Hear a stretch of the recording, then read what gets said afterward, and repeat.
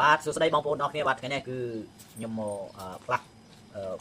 សម្បកម៉ូតូអីគេហើយក៏ខ្ញុំមានឱកាសក៏ថតជូនពុកម៉ែបងប្អូនទស្សនាប្រាប់អំពីបញ្ហាប្រើប្រាស់ម៉ូតូធ្វើម៉េចយើងដាក់យើងប្រើអាកង់នេះកង់ដែលយើងផ្លាស់ថ្មីនេះធ្វើម៉េចឲ្យប្រើប្រាស់ទៅវាបានយូរណាប្រើប្រាស់ទៅវាបានយូរបងប្អូនតែដាក់ទៅជួនកាលខ្លះគាត់ដាក់ល្អជួនកាលខ្លះគឺគាត់ដាក់មិនល្អចឹងទៅហើយជួនកាលខ្លះគាត់ដាក់ល្អប៉ុន្តែវាលះខូចបាទគឺបញ្ហាដែលវាលះខូចបញ្ហាលះខូចដោយសារបងប្អូនពេលដែលបងប្អូនជីបាទជីមិនសពនឹងមិនតឹងណាសពមិនតឹងជាងពេលដែលគាត់ដាក់ថ្មីគឺសម្បកថ្មីមិនថាសម្បកណាទេចំណុះវាគឺវាខ្យល់នឹងគឺវាច្រើនដែរវារហូតទៅដល់6ទៅ7គីឡូហើយសំណុំពោជាងបាទដាក់ឲ្យគេសពបើថ្មីទេដាក់ថ្មីឲ្យបាន5គីឡូយ៉ាងតិចបាទយ៉ាងតិចថ្មីឲ្យបាន5គីឡូគឺវាមិនងាយជ្រាយទេហើយបងប្អូនជិះទៅប៉ះសាច់ប៉ះអុយពេលដែលជ្រាយបងប្អូនក៏បន្ធូរឲ្យសោះណាបងប្អូនក៏បន្ធូរកាលណាតាបន្ធូរវានឹងអាចអាវ៉ាស់ធ្លាយណែអាវ៉ាស់ធ្លាយណាអញ្ចឹងបើសិនសម្បកណាក៏ដោយបើសិនជាយើងសពតឹងរហូតគឺមិនងាយធ្លាយទេបាទប៉ះដេគូលប៉ះអុយក៏ដោយគឺវាមិនងាយនឹងមុតទេដោយសារវារឹងវាកាទៀតចេញហ្នឹងអានេះបញ្ហាកង់ហើយកង់នេះគឺគេយកវង600យកមកដាក់ខាងក្រោយបាទ600យកមកដាក់ខាងក្រោយតាមក៏ពិតទៅវាមិនត្រូវយកមកដាក់ចេះទេគឺវាឆាប់ខូចដែរបាទគឺវាឆាប់ខូចគឺវាឆាប់ធ្លាយបាទហើយសំណូមពរឲ្យបងប្អូនស្ដាប់វីដេអូនេះឲ្យច្បាស់ណាមិនថាគ្រឿងម៉ាស៊ីនឬមិនថាកង់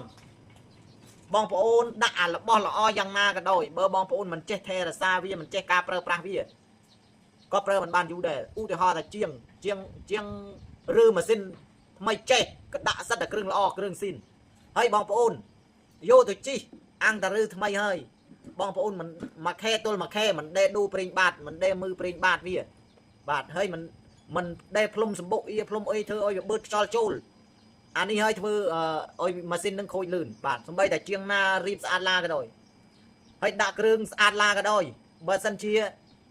យើងមិនផ្លាស់ប្រេងបាតមិនមើសម្បុកអ៊ីមិនមើអុយគឺប្រើប្រាស់មិនបានយូរទេដូចជាកង់នេះជាដើមបើសិនជាយើងដាក់ថ្មីចេះបងប្អូនបន្ធូរបាទបន្ធូរចាប់ពី1គីឡូជាងទៅ2គីឡូបងប្អូននឹងអាវ៉ាស់ខូចអាវ៉ាស់ធ្លាយជីវាមិនទាន់អស់កាឡាផងអាចនឹងធ្លាយឬក៏ខូចវាស៊ីសង្អែលហើយម៉ូតូថ្មីចេះហើយម្ចាស់តែងតែថាឲ្យទ្រើបបាទថ្មីចេះគឺមិនអាចទ្រើបបានទេបាទព្រោះថាបើសិនជាយើងទ្រើបសង្អែលចាស់បាទទ្រើបសង្អែលចាស់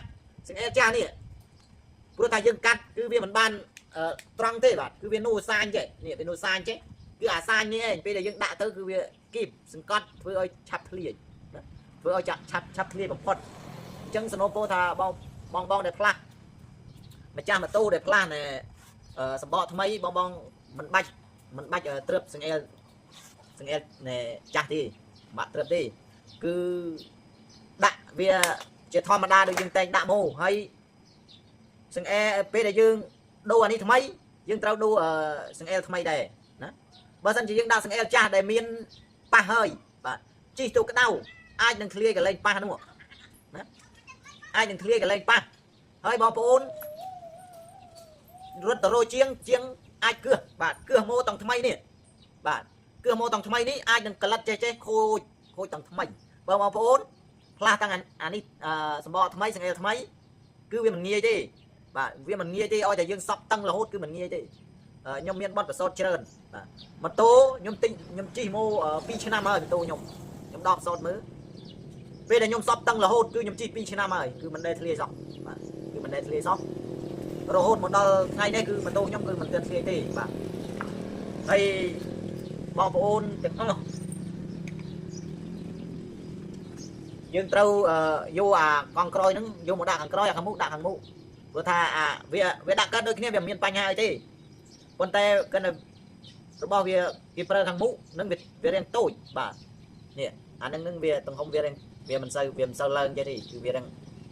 រាងតូចជាងអញ្ចឹងអាចជិះទៅឆាប់ធ្លាយឆាប់អីដែរសំខាន់គឺបងប្អូន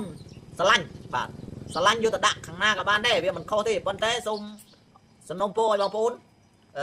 សពឲ្យបានតឹងណែនល្អថ្មីចេះចាប់ពី5គីឡូឡើងថ្មីចេះ 5 kg បាទបើចាស់ជាងហ៊ានដាក់តែ3ទេទៅ2 kgទេបើចាស់ហើយបើសិនជារបស់ចាស់ហើយមិនអាចដាក់បានច្រើនទេបាទជាងក៏គាត់ងាយសពបានច្រើនដែរគាត់សពតែត្រឹម3 kgគាត់ឈប់ហើយតែបើថ្មីហ្នឹងគាត់អាចហ៊ានសពដល់ទៅ4 5 kg តែបើសិនជាអានេះ TRC យើងក៏មិនសូវហ៊ានសពប្រហែលដែរព្រោះរបស់វាគឺមកជុំទេកណ្ដាលធម្មតាវាអត់ទៅល្អទេហើយបើសិនជាកង់IRC បាទកង់ IRC អាចសពបានថ្មីបើយើងដាក់ថ្មីអាចសពបានដល់ទៅ7 គីឡូសពបានទៅ7 គីឡូអញ្ចឹងវីដេអូនេះមានតែប៉ុណ្ណេះទេសូមអរគុណបងប្អូនទាំងអស់គ្នាដែលបានតាមដានទស្សនាមកនេះបាទសូមអរគុណ